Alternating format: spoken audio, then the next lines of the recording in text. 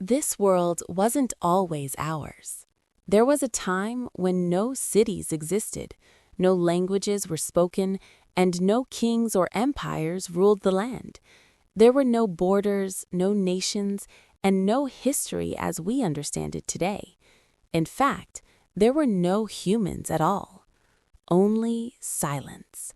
A vast, untamed silence, broken only by the sound of wind moving across endless landscapes, water crashing against stone, and the distant calls of creatures that ruled this planet long before we ever arrived. Because this Earth belonged to something else. It was a world of raw survival. Massive predators moved without fear, and the land itself was unforgiving. Dense forests stretched for miles, open plains offered no shelter, and the climate could turn harsh without warning. Nothing lived easily here. Every creature fought, every single day, just to survive. And then, something began to change. Not suddenly, not in a single moment that could be seen or recorded, but slowly, quietly, over millions of years. A new kind of being started to appear. They were fragile, small, and completely unprotected. At first, there was nothing remarkable about them. They were not the strongest, they were not the fastest, they had no claws, no sharp teeth, and no natural defenses. In a world ruled by strength and speed, they seemed almost out of place. And yet, this fragile creature would one day dominate the entire planet. But to understand how, we have to understand what their life was really like. Because the truth is, the first humans did not live in comfort. They did not live in safety. They lived in a world that was constantly testing them, pushing them to the edge again and again. Every day was uncertain. Food was never guaranteed.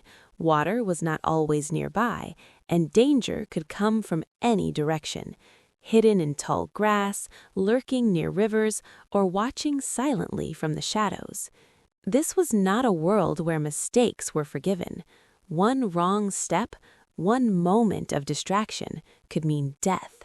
And death was not rare. It was constant, an ever-present part of life. To truly understand this existence, we have to go even further back, to a time before humans as we know them. Because this story does not begin with us, it begins with our ancestors, early hominins. They were not fully human, but they were no longer just animals either. They existed somewhere in between. They walked upright, but not perfectly. Their bodies were smaller, their movements less refined, and their brains were still developing. They did not think the way we do. They did not understand the world in any structured way, but they were learning slowly and painfully through experience. Every single day was a challenge. They lived in small groups because being alone meant almost certain death. Even in groups, safety was never guaranteed. They were always alert, always listening, always watching, because predators were everywhere. Massive cats with sharp teeth moved silently through the grass, packs of hyenas waited patiently for weakness, crocodiles lay hidden beneath the water, striking without warning. These early beings were not hunters, they were prey. They did not control their environment, they reacted to it. They ran, they hid, and they avoided confrontation whenever possible. And still, many did not survive. But something about them was different. They could adapt, they could observe, and most importantly, they could remember. These abilities may seem small, but over time they began to make a difference. They started to recognize patterns. They learned where animals moved, where water could be found, and when danger was most likely. This was not intelligence in the modern sense, but it was the beginning of awareness. A small spark that would slowly grow. Over generations, these early hominins began to change. Their bodies adapted, their posture improved, and their hands became more capable. They could grip, hold, and manipulate objects with increasing precision. But the most important change was happening inside their minds. their brains were growing, not rapidly, not dramatically, but steadily, enough to change how they interacted with the world around them. Survival was no longer based only on instinct. It was beginning to involve decision, choice, and awareness. They began to explore more, to move beyond familiar areas, and to take risks they might not have taken before. And those risks changed everything.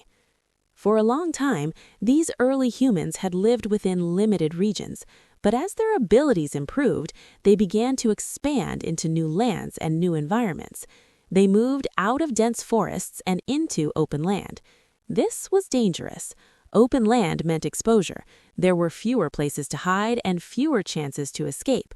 Predators could see them from far away. But it also offered opportunity. There were more animals, more space, and more resources. Slowly, they adapted. Their bodies changed again. Their legs became longer, their endurance improved, and they developed the ability to travel long distances. They were not fast, but they did not need to be. They could outlast. They could keep moving when others had to stop. This became their strength. Not power, not speed, but persistence. And it worked, because now they were not just reacting to the world, they were navigating it. As they moved across these new environments, something else began to change. They started using their hands in new ways. At first, it was simple, picking up stones, holding them, examining them, then using them.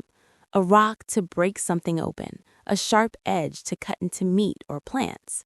These were not advanced tools, but they were important, because this was the first time a living being was using objects from its environment to improve its chances of survival. And once that process begins, it does not stop. It grows. Slowly at first, almost unnoticed, but over time, it becomes something far greater. These small actions began to build experience, and that experience turned into knowledge. Even without language, they learned by watching and repeating. One individual would discover something useful, and others would follow. Over time, these behaviors became more refined and more effective. Life was still harsh, still uncertain, still filled with danger, but now they had an advantage. A small one, but enough to matter. Every day still began with uncertainty. They did not know if they would find food, if they would find water, or if they would survive the night. There were no guarantees, only movement, only effort, only survival. And yet, they endured, they adapted, they continued, because something inside them refused to give up, something that pushed them forward even when the world gave them no reason to continue. That quiet persistence would shape the future of everything.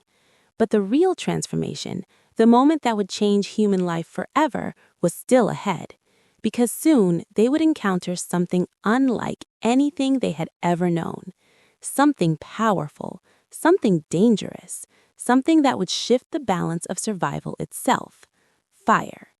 And when that happened, nothing would ever be the same again.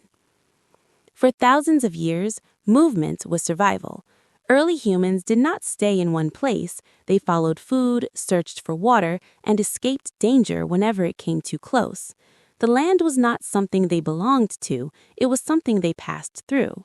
Nothing was permanent, no place was truly home. But slowly, almost without realizing it, that began to change. In certain places, under the right conditions, humans started to stay longer than before. At first, it was only for a short time, a few days, maybe weeks.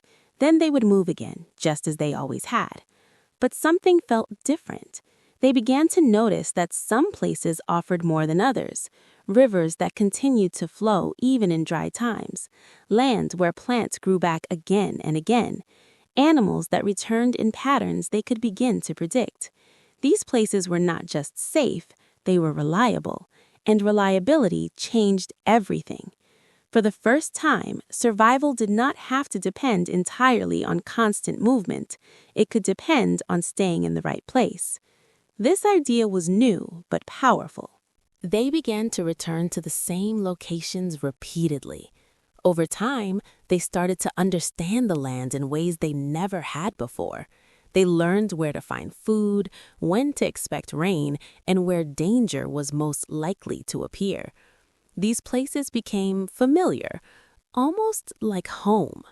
But life was still unpredictable. Food could disappear, seasons could shift, a single bad period could destroy everything they depended on. So they adapted again. This time, the change was even more important. They did not just take from nature anymore, they began to influence it. At first, it happened by accident. Seeds dropped near their camps began to grow. Plants appeared in places where they had once stayed. Over time, they noticed a pattern. This was not random.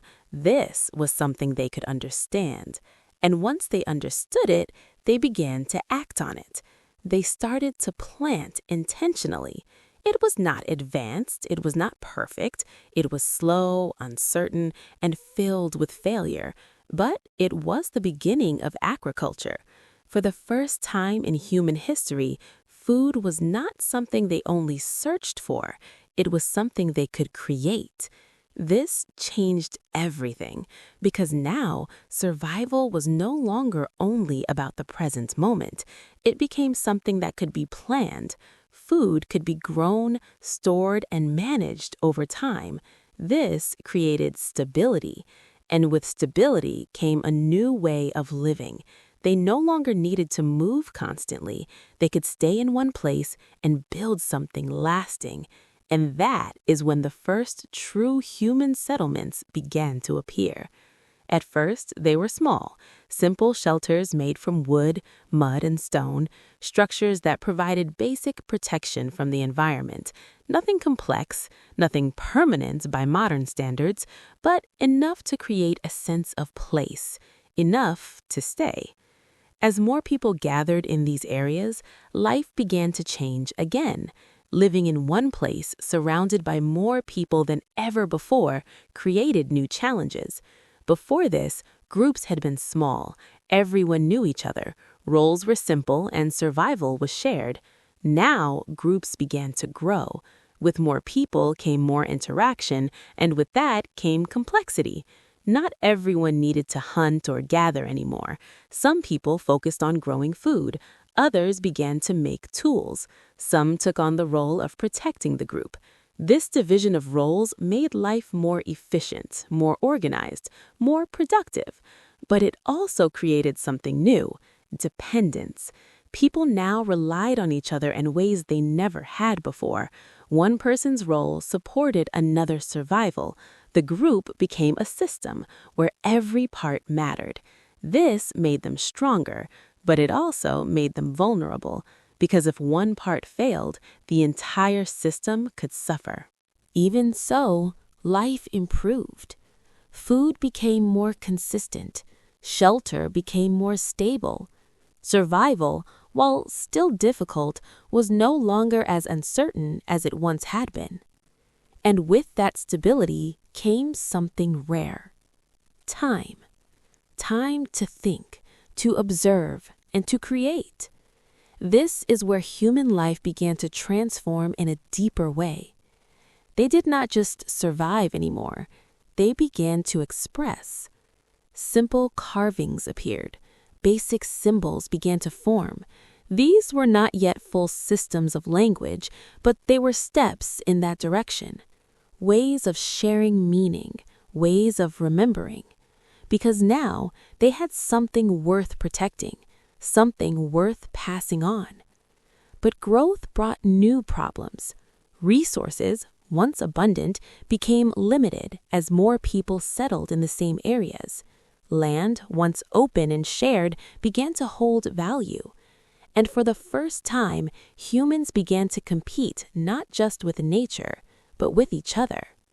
Conflicts began to appear. At first, they were small: disagreements, tension, minor struggles over resources. But as groups grew larger, those conflicts grew as well. Because survival was no longer just about finding food, it was about controlling it. And control brings power. Power changes behavior. Some individuals began to take on leadership roles. They made decisions, organized activities, and guided the group. At first, this leadership was practical, even necessary, but over time, it became something more: authority. And with authority came hierarchy. Some individuals held more influence than others.